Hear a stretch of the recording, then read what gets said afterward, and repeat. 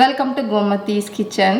நம்ம இன்னைக்கு பார்க்க போகிற ரெசிபி பார்த்தீங்க அப்படின்னா நம்மளுடைய பாரம்பரிய உணவு முருங்கைக்கீரையும் கேழ்வரகு மாவையும் வச்சு செய்கிற அடை தான் எப்படி செய்யலாங்கிறத பார்க்க போகிறோம்.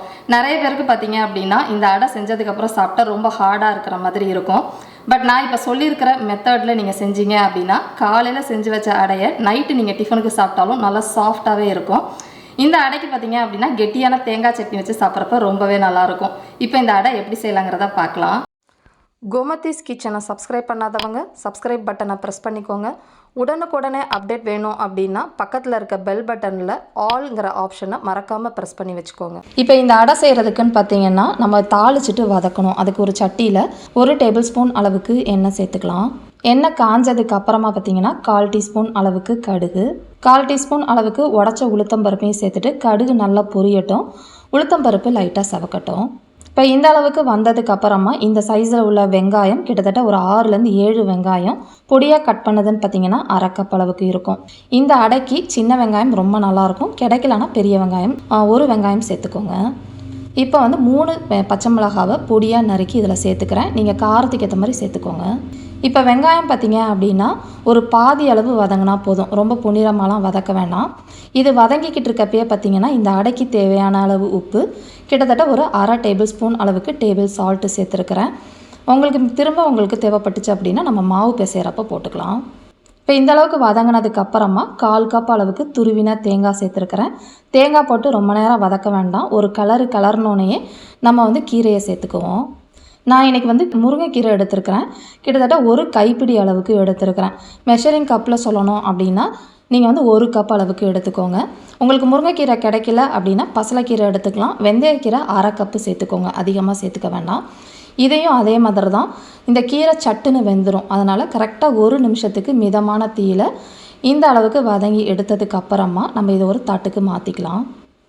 இப்போ நான் எடுத்துருக்கிறதுன்னு பார்த்தீங்கன்னா 1 கப் அளவுக்கு கடையில் வாங்கின கேழ்வரகு மாவு எடுத்துருக்கிறேன். நீங்கள் கடையில் வாங்கினது அப்படின்னா அந்த கேழ்வரகு மாவை கொஞ்சமாக எடுத்து சாப்பிட்டு பாருங்கள். கசந்துச்சு அப்படின்னா அந்த மாவை நீங்கள் அடைக்கி யூஸ் பண்ணாதீங்க. நல்லா இருந்தது அப்படின்னா இதை சட்டியில் கொஞ்சம் வாசம் வர அளவுக்கு மிதமான தீயில் நிறம் மாறாமல் வறுத்துட்டு அதுக்கப்புறம் சேர்த்துக்கோங்க. இப்போ அந்த வெங்காயத்தில் இருக்கிற அந்த ஈரப்பதத்துக்கே மாவை நல்லா பிசைஞ்சிடலாம். இதுக்கு தண்ணியோட அளவு அப்ராக்சிமேட்டாக சொல்லணும் அப்படின்னா 1/2 கப்லேருந்து 3/4 கப் அளவுக்கு தேவைப்படும். ரொம்ப கெட்டியமாக சப்பாத்தி மாவு மாதிரி பிசையாமல் கொஞ்சம் தளர்த்தியாக பிசையணும், ரொம்ப குழப்பாக பிசையக்கூடாது. இப்போ இதுக்கு உப்பு பத்தாதனால ஒரு 1/4 டீஸ்பூன் அளவு போல் இன்னும் கொஞ்சம் டேபிள் சால்ட்டு சேர்த்துருக்குறேன்.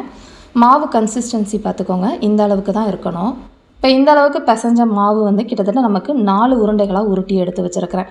இந்த அடை தட்டுறதுக்குன்னு பார்த்தீங்கன்னா வாழை இலை கிடைக்கல அப்படின்னா பட்டர் ஷீட் அந்த மாதிரி ஏதாவது எடுத்துட்டு நம்ம அடை மாதிரி தட்டிக்கலாம். கையை அப்பப்போ தண்ணியில் தொட்டு நீங்கள் தட்டுனீங்க அப்படின்னா அடை உங்களுக்கு ரொம்ப பிரியாமல் நல்லா சாஃப்டாகவே தட்ட வரும். இப்போ பார்த்தீங்கன்னா அடை நல்லா தட்டியாச்சு. தோசைக்கல் நல்லா காஞ்சதுக்கு அப்புறமா போடுங்க. இதை அப்படியே நீங்கள் வாழை இலை அதில் கவுத்து விட்டுட்டீங்க அப்படின்னா நம்ம வாழை இலையை உடனே எடுக்கக்கூடாது.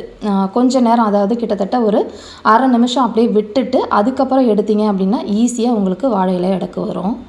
இப்போ இதில் தேவையான அளவு எண்ணெய் ஊற்றிக்கலாம். நடுவில் அடையில் இந்த மாதிரி கீறி விட்டு எண்ணெய் ஊற்றினீங்க அப்படின்னா நமக்கு நல்லா வெந்துடும். அடை பார்த்திங்கன்னா மிதமான தீயிலே தான் வேகணும். அதிக தீயில் வேக விட்டீங்க அப்படின்னா கேழ்வரகு மாவு அவரை சீக்கிரம் வேகாது. ஒரு சைடு இந்த அளவுக்கு நல்லா வெந்ததுக்கு அப்புறமா இன்னொரு சைடும் மிதமான தீயில் நல்லா செவந்து வர அளவுக்கு எடுத்துடலாம். அவ்வளோதான், ரொம்ப சூப்பரான கேழ்வரகு அடை ரெடி ஆகிடுச்சு.